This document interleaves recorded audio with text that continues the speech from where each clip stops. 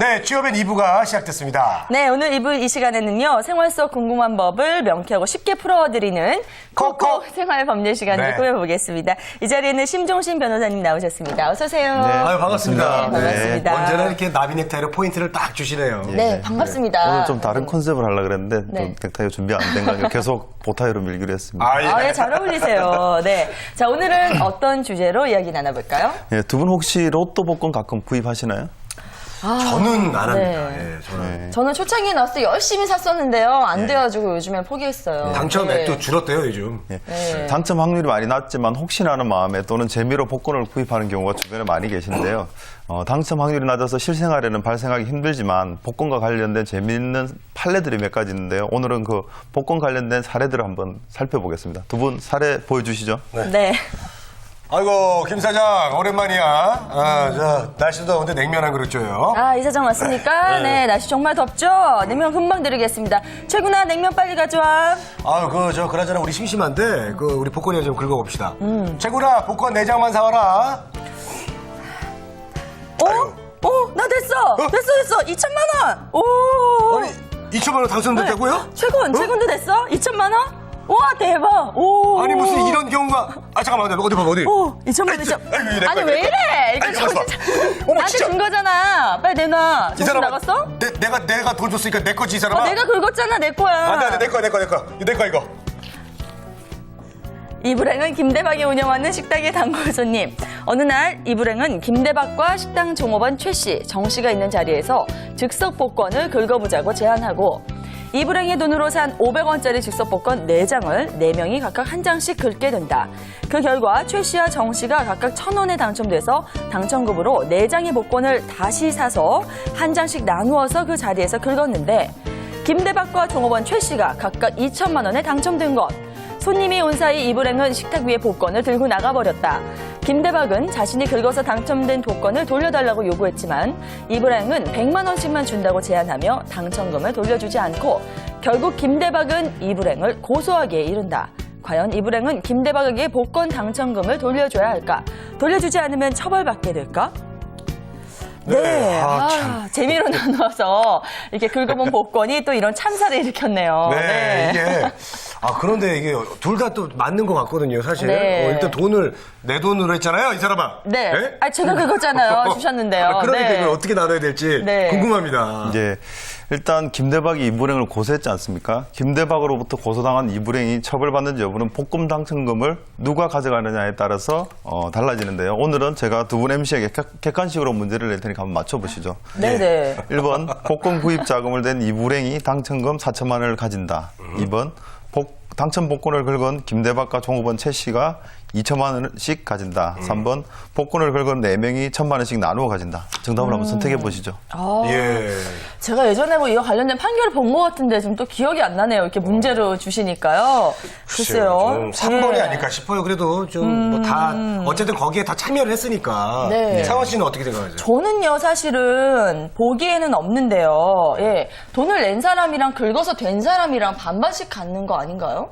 예. 그러니까요. 그게 이제 네, 그거였던 것 같은데. 예. 뭐 예. 다양한 견해들이 있을 수 있고 이불행 입장에서는 애초에 내가 돈을 내서 복권을 구입한 것이만큼 복권도 당첨금도 내가 주인이고 다른 사람은 그냥 나 대신 긁었을 뿐이다. 이거 너무 그러니까 욕심쟁이. 100만 원씩도 고맙게 생각해야 된다는 생각을 할 것이고 네. 김대박 입장에서는 복권은 한 장씩 나눠 가졌고 그중에서 내가 긁은 복권이 당첨된 것이니 2천만 원은 당연히 내 돈이라는 입장이 되겠죠. 네. 네, 그렇습니다. 네. 과연 입장이 어떻게 될지. 자, 법원 판단은 어떻게 나왔습니까? 네. 먼저 검찰에서는 김대박의 고소에 따라 이불행을 횡령죄로 기소했습니다. 우리 MC들의 의견이 달라진 것처럼 이불행에 대한 법원 판단도 1심과 2심이 달라졌습니다. 1심에서는 유죄, 2심에서는 무죄를 선고했습니다. 근데 2심에서 무죄를 선고한 근거는 이불행이 복권을 세 사람에게 준다고 말한 적이 없고 그다음에 김대박 등은 고액이 당첨되면 일부를 사례로 받을 수 있다는 내심의 기대만 있을 뿐이지라는 이유로 무죄를 선고한 것입니다. 어머, 그러니까 결국은 이불행이 당첨된 거를 혼자 가져도 되고 나눠주지 않아도 된다는 그런 그래요? 얘기네요. 예, 2심에서 무죄가 선고되긴 했지만 대법원에서 다시 결과가 달라졌습니다. 그래요? 대법원에서는 4명이 평소에 친한 사이고 복권 가격은 한 장에 500원에 불과하기 때문에 한 명이 한 장씩 골라 긁었는데 이불행의 복권을 세 사람이 대신 긁었다고 보는 것은 무리이고 4명 사이에는 누가 당첨되더라도 당첨금을 공평하게 나누거나 공동 사용하기로 묵시적인 합의가 있었다고 봐야 하므로 당첨금 전액은 4명의 공유라고 판단한 것이죠. 따라서 아까 그 객관식에서 보기에서 정답은 3번으로 예. 4명이 똑같이 1,000만 원씩 나누어 가져야 된다는 것입니다. 그렇군요. 그래서 이 불행 입장에서는 나머지 3명에게 1,000만 원씩 반환하지 않게 된다면 형법 제355조 제1항 타인의 재물을 보관한 자가 그 재물을 횡령하거나 그 반환을 거부하는 때는 5년 이하의 징역 또는 1,500만 원 이하의 벌금에 처한다는 규정에 따라 횡령죄로 처벌받게 되었습니다. 그렇군요. 예. 네. 그렇군요. 예, 이게 사실 좀 의외의 결론이지만 저는 네. 제가 생각한 것은 어찌됐건 그 4명이 다 참여했기 때문에 나누지 않게는 단순하게 저는 그렇게 생각을 한 건데 근데 맞네요. 이게 결론이 됐어요. 근데 네. 그러니까요. 예. 네. 복권을 함께 걸고서 당첨이 됐다면 싸우지 말고 함께 나눠야 된다는 것이 이 사건의 교훈이고 인간관계를 유지하는 길이 될 것 같습니다. 아, 이제 주변에 누가 복권 긁고 있으면요. 가서 좀 손이라도 대고 있어야 되겠어요. 예, 살짝 터치만 해도 같이 그러니까. 공유가 되는 거니까. 네, 근데 사실은 그런 마음보다는 일단 샀을 때 긁기 전에 마음은 똑같잖아요. 누구 하나라도 됐으면 좋겠다 이런 마음이니까 그냥 좀 끝까지 갔으면 좋겠네요. 그렇습니다. 네. 자, 오늘 제가 사실 그 로또를 초창기에 저도 한번 몇 번 사보고 이제 요즘 한 번도 사본 적이 없거든요. 네. 우리 변호사님은 어떻게 사보신 적이 있으세요? 예, 저도 몇 번 사본 경험은 있는데요. 네. 5,000원 이상 당첨된 적이 별로 없습니다. 예. 네. 상은 씨는 참 이런 것도 되게 잘하실 것 같아요. 아, 체계적으로. 저는 이런 거를 되게 즐겨하긴 하는데 예. 저는 이런 거 안 되는 사람이더라고요. 그래서 어느 순간부터 포기했습니다. 네. 정현임 씨는 의외로 안 하실 것 같아요. 네, 저안 해요. 되게 성실하신 스타일이시잖아요. 그런 돈을 네. 계속 꾸준히 투자할 바에 그냥 일을 하나라도 열심히 하는 게 낫다 그런 생각이죠. 그러니까 재건임 씨가 의외로 또 되게 성실하고 예, 네. 이런 사행적인 일을 잘 안 하시더라고요. 하지만 오늘 사례를 보니까 조금 하고 싶거든요. 그래서 네. 3시 끝나고 같이 해가지고 얼마가 나오든 간에 그냥 네. 좀 쉐어하는 걸로 좀 아, 이렇게. 근데요, 기왕 이야기가 나왔으니까요. 어차피 그냥 말이잖아요. 당첨금으로 했을 때 얼마나 나왔으면 만족을 할지, 그거 좀 질문을 드려보고 싶네요. 예. 두 분은 어느 정도 벌었으면 좋겠어요? 많이 벌면 벌수록 좋을 그렇죠. 것 같은데. 네, 대충요. 저는 뭐 한 10억 정도 되면 10억이요? 좋을 것 같다고 생각합니다. 예. 오. 10억 저 집 네. 사면 끝이니까요. 제가 볼 때는 한 50억 정도는 나와야지 지금 하던 일도 그만두고 네. 좀 이렇게 장사도 하고 이렇게 살 수 있지 않을까라는 생각이 들어요. 아니, 안 예. 하신다면서요. 네. 아니, 그러니까 뭐 욕심 이제, 많으시네요. 그래요? 네, 예. 알겠습니다. 자, 내친 김에 저희 방송 끝나고 다 같이, 예, 그냥 재미삼아서 복권 한번 돌려봤으면 좋겠습니다. 네. 네, 복권 관련 법률 쟁점 이렇게 살펴보고 있는데요. 자, 그럼 여기서 다음 사례 알아보겠습니다. 예. 다음 사례도 복권과 관련해서 실제 발생한 사례인데요. 복권, 로또 1등 당첨이 반드시 행복을 주는 것은 아니라는 것을 알려주는 사례입니다. 자, 두 분 사례를 소개해 주시겠습니다. 네. 아, 이 사례 너무 어려울 것 같아요. 맞아요. 자, 네, 들어가겠습니다. 나 할 말 있어. 뭔데? 우리 딸한테 무슨 문제라도 있는 거야? 아니, 그게 아니라 나 로또 됐어. 참나. 아이고. 아이, 장난 좀 그만해. 아, 진짜라고. 자그마치 27억. 27억. 아유, 나 진짜. 아, 진짜야? 아, 정말? 정말이야. 이럴 수가 있어. 세상에. 자, 여보세요?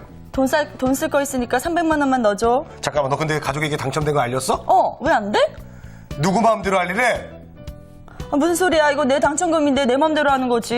그게 무슨 소리야. 네 거라고? 아니, 내 통장에 있는데 내 돈이지 왜 네 돈이야 도대체? 아, 그때 신분증 없어가지고 대신 자기 통장에 넣은 거잖아. 그동안 내가 생활비 양육비 준 거 생각 안 하고? 안 돼. 이게 내 돈이야. 뭐라고? 안 돼. 당장 내놔, 절대 못 줘. 내놔. 내 돈이야. 안 돼. 못 줘. 내 돈이야. 안 돼. 못 줘. 내 돈이야. 공부하다가 딸을 출산한 최대박과 이행운.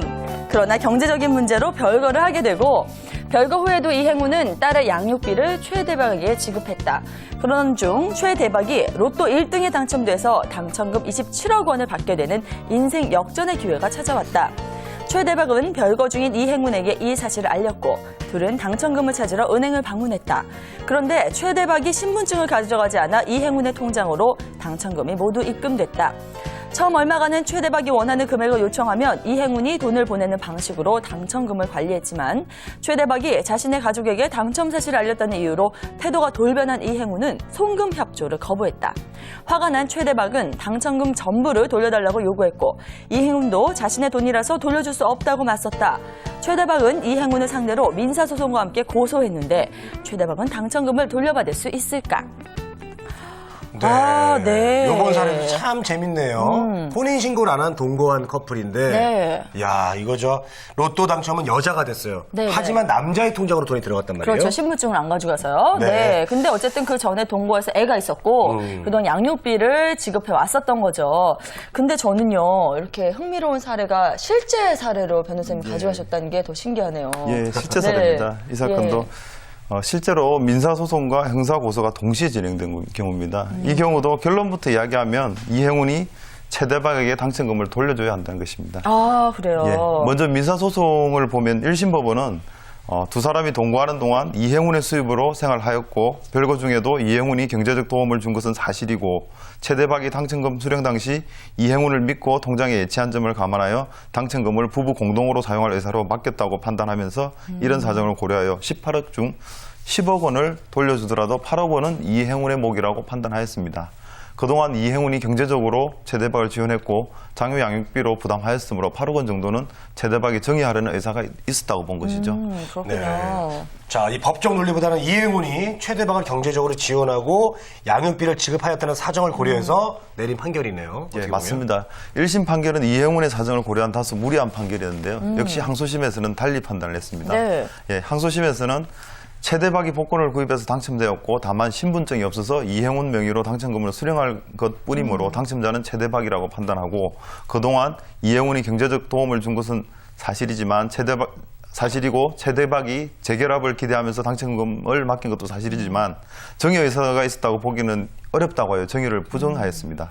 즉 항소심은 최대박이 이행운에게 당첨금을 맡긴 것이 정의가 아니라 민법 693조의 임치 당사자 일방이 상대방에 대하여 검전이나 유가증권 기타 물건의 보관을 위탁하고 상대방이 이를 승낙함으로 효력이 생기는 것인데요. 네. 쉽게 말하면 내가 준 게 아니고 맡긴 거라고 판단한 것이죠. 그래서 이행운은 최대박에게 18억 전액을 돌려주라고 판단하였고 쌍방이 대부분에 상고하지 않아서 그대로 확정이 된 사건입니다. 그렇군요. 네. 일단 그래서 최종 결론은 당첨금 전부를 돌려주라는 그런 판결로 이제 나왔는데 이걸 처음에 이제 다 가로채려고 했던 이행운은 어떤 법적인 처벌을 받지는 않았나요? 예, 당첨금도 전부 돌려줘야 되는 한편 형사처벌까지 받게 되었습니다. 이행운은 남은 당첨금 13억 원을 13억 원의 적금을 해약해서 절반은 통장에, 절반은 현금으로 보관하고 있는데 형사법정에서는 이것을 보관금의 반환을 거부한 횡령으로 보았습니다. 그래서 법원은 자신의 계좌에 당첨금이 있다는 이유로 자신이 당첨자라고 주장하면서 그에게 당첨금의 반환을 거부하는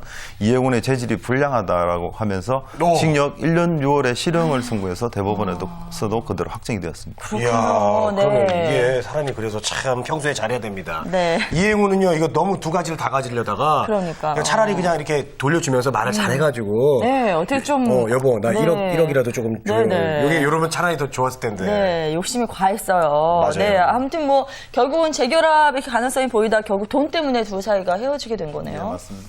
그 최대박과 이행운은 동거하면서 자녀까지 출산을 했지 않습니까? 저희가 전에 같이 한번 본 적이 있는데 이걸 사실혼 관계라고 그랬죠. 예, 그런 네. 관계인데 결국 돈이 없어서 헤어지게 되었지만 결국 또 돈이 많아서 완전히 갈라서게 되는 그러네요. 경우입니다. 그래서 돈이 많다고 반드시 행복한 건 아니라는 말이 맞나 보긴 합니다. 네. 네. 자, 오늘 로또 또 뭐 복권과 관련된 그런 사례들 저희가 재밌게 살펴보고 있는데요. 여기서 카카오톡 질문 잠시 좀 살펴보겠습니다. 네.